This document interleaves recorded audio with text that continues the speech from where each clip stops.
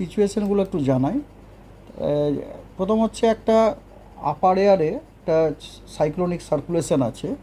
সেই সাইক্লোনিক সার্কুলেশনটি আজকে অবস্থান করছে নর্থ ওয়েস্ট বে অফ বেঙ্গল, মানে উত্তর পশ্চিম বঙ্গোপসাগর এবং তার সংলগ্ন গাঙ্গেয় পশ্চিমবঙ্গ এবং উড়িষ্যা কোস্টের।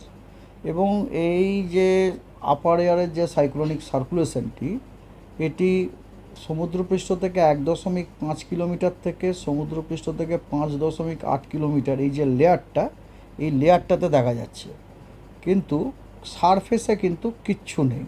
ঠিক আছে, সারফেসে কিচ্ছু নেই। আর এছাড়া যেটাকে বলে মৌসুমি অক্ষরেখা, মনসুন ট্রাপ পশ্চিমবঙ্গে আমাদের পাস করছে দীঘা দিয়ে পাস করে তারপরে ইস্ট সাউথ ইস্ট ওয়ার্ডস হয়ে নর্থ ইস্ট বে অফ বেঙ্গলে এটা ডুবে গেছে। আর আর আপনার এই কারণে, মানে এই সিনপটিক সিচুয়েশনের জন্য সপ্তাহের প্রথম 3 দিন, মানে আজ কাল এবং পরশু, এই 3 দিন পশ্চিমবঙ্গের প্রত্যেকটা জেলারই অধিকাংশ স্থানে হালকা এবং মাঝারি বৃষ্টিপাত হওয়ার সম্ভাবনা রয়েছে। এবং সপ্তাহের লাস্ট 3 দিনে আর কি, অর্থাৎ 4, 5, 6, 7, সপ্তাহের প্রথম 3 দিন না, সপ্তাহের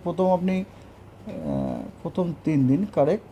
এদিকে হচ্ছে 4, 5, 6, 7, মানে লাস্ট 4 দিনে উত্তরবঙ্গের প্রত্যেকটা জেলাতেই অধিকাংশ স্থানে হালকা এবং মাঝারি বৃষ্টিপাত হওয়ার সম্ভাবনা রয়েছে এবং দক্ষিণবঙ্গের প্রত্যেকটা জেলার অনেক স্থানেই হালকা মাঝারি বৃষ্টিপাত হওয়ার সম্ভাবনা আছে। এবং তার সাথে সাথে কিছু জেলায় বিক্ষিপ্তভাবে থান্ডারস্টর্ম, লাইটনিং, ঝোড়ো হাওয়া এবং ভারী থেকে অতি ভারী বর্ষণেরও সম্ভাবনা রয়েছে। সেগুলোর ডিটেলস হচ্ছে, যেমন আজকে দক্ষিণবঙ্গের দক্ষিণ 24 পরগনা জেলাতে বিক্ষিপ্তভাবে 2-1 জায়গায় ভারী থেকে অতি ভারী বর্ষণ হওয়ার যথেষ্ট সম্ভাবনা রয়েছে এবং তার সাথে বজ্রবিদ্যুৎ এবং ঝোড়ো হাওয়া ঘন্টায় 30 থেকে 40 কিলোমিটার বেগে।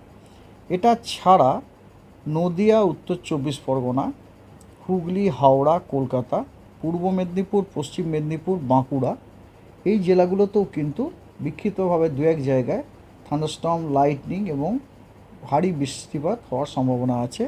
এবং দক্ষিণবঙ্গের অন্যান্য জেলাগুলোতে বিক্ষিপ্তভাবে বজ্রবিদ্যুৎ এবং ঝোড়ো হাওয়া 30 থেকে 40 কিলোমিটার প্রতি ঘন্টায় থাকার সম্ভাবনা আছে। এবং উত্তরবঙ্গের জলপাইগুড়িতে আর কালিম্পংয়ে 2-1 জায়গায় বিক্ষিপ্তভাবে ভারী বর্ষণের সম্ভাবনা রয়েছে।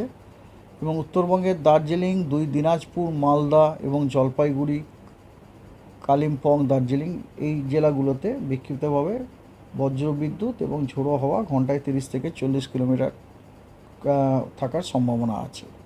এই হলো আজকে। আগামীকাল দক্ষিণবঙ্গের সব জেলাগুলোতেই বিক্ষিপ্তভাবে বজ্রবিদ্যুৎ এবং আপনার ঝোড়ো হাওয়া 30 থেকে 40 কিলোমিটার প্রতি ঘন্টায় হওয়ার সম্ভাবনা আছে। এবং তার সাথে 2 বর্ধমান জেলা, বীরভূম এবং মুর্শিদাবাদ, এই জেলাগুলিতে 2-1 জায়গায় বিক্ষিপ্তভাবে ভারী বর্ষণ হওয়ারও সম্ভাবনা রয়েছে। এবং উত্তরবঙ্গের দার্জিলিং, উত্তর দিনাজপুর এবং মালদায় বিক্ষিপ্তভাবে 2-1 জায়গায় ভারী বর্ষণের সম্ভাবনা রয়েছে। আর মালদা, দক্ষিণ দিনাজপুর, উত্তর দিনাজপুর, জলপাইগুড়িতে বিক্ষিপ্তভাবে ঝোড়ো হাওয়া এবং বজ্রবিদ্যুৎ থাকারও সম্ভাবনা রয়েছে।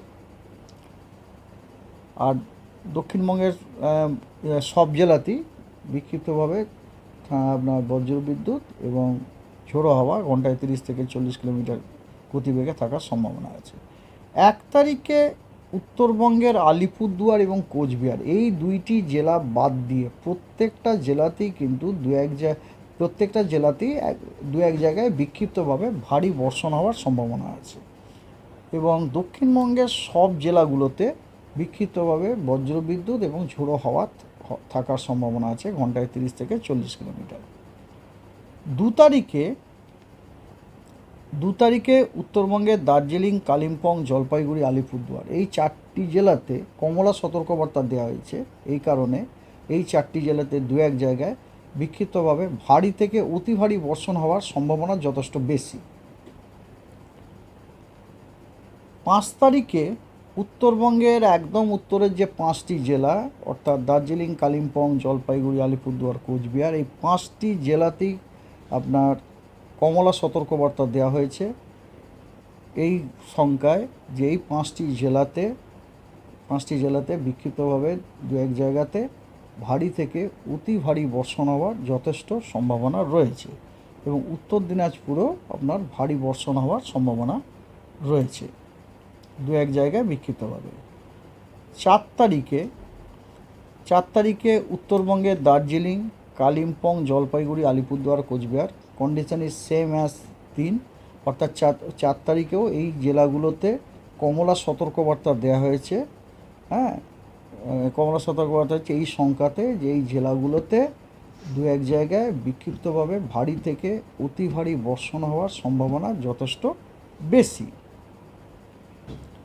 5 তারিখে উত্তরবঙ্গের 5টি জেলায় অর্থাৎ একদম উত্তরের 5টি জেলাতে দু এক জায়গায় বিক্ষিপ্তভাবে ভারী থেকে অতি ভারী বর্ষণ হওয়ার সম্ভাবনা আছে।